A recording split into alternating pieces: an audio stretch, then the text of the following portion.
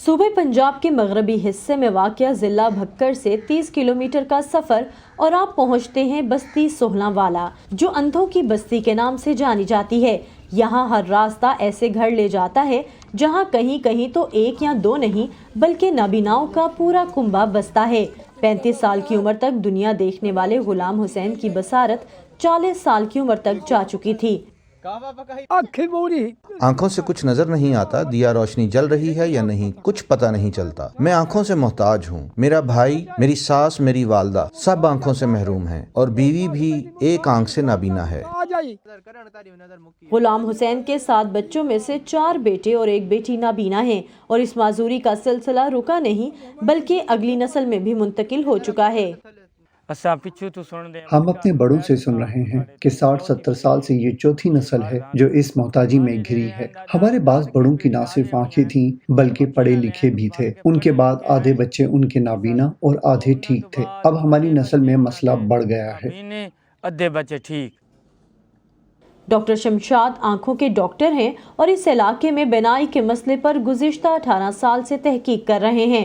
ان کے مطابق یہاں لوگوں کو ریٹینائٹس پگمنٹوسا لاحق ہے۔ سب سے پہلے ان کو جو ویژن ڈیفیکٹو ہوتی ہے رات کی، پھر ایسے ایسے دن کی بھی ان کی متاثر ہو جاتی ہے۔ ہمارے جو آنکھ ہیں اس میں 2 ہیں ریسیپٹرز، کون اور راڈز۔ کونز جو دن میں دیکھتے ہیں، راڈز رات کو دیکھتے ہیں۔ یہ ٹوٹتے پھوٹتے ریجنریشن پروسیس چلتا ہے۔ ان میں پرابلم کیا ہوتا ہے، ان میں ریجنریشن نہیں ہوتی راڈز کی نا۔ یہ ایک موروثی بیماری ہے جس کا اب تک کوئی علاج دریافت نہیں ہوا۔ علاقے کے معائنے پر آنے والی محکمہ صحت بھکر کی فیلڈ ٹیمز کے مطابق یہاں یہ مسئلہ خاندانی شادیوں کے باعث بڑھ رہا ہے۔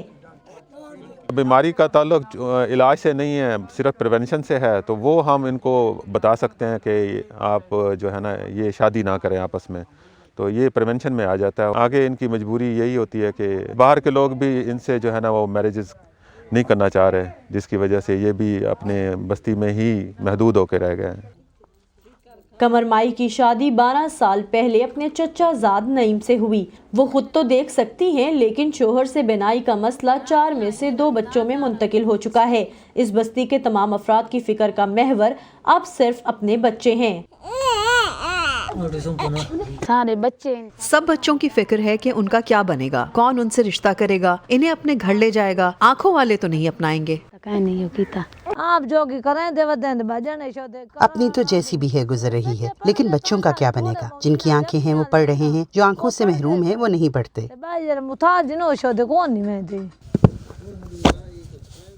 یہاں کے لوگ قریبی بھٹے پر مزدوری یا گھر کے احاطے میں لگائی فصلوں میں کھیتی باڑی کر کے روزگار کماتے ہیں۔ نوجوان نسل میں سے جن کی بصارت ٹھیک ہے، انہیں بھی اپنا مستقبل تاریک نظر آتا ہے۔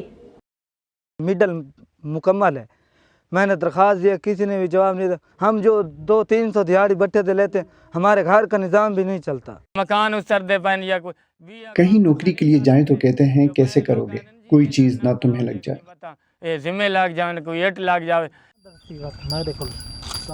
ایک نسل سے دوسری نسل میں منتقل ہونے والے اس مرض سے چھٹکارا پانے کا راستہ آسان نہیں، مگر بستی سہلاں والا کے رہائشیوں کا کہنا ہے کہ اگر انہیں تعلیم، صحت اور روزگار کے مواقع مل جائیں تو اندھیرے میں ڈوبی ان کی دنیا میں کچھ حد تک روشنی ہو جائے۔ Suman Khan, voice of America, Bhakkar.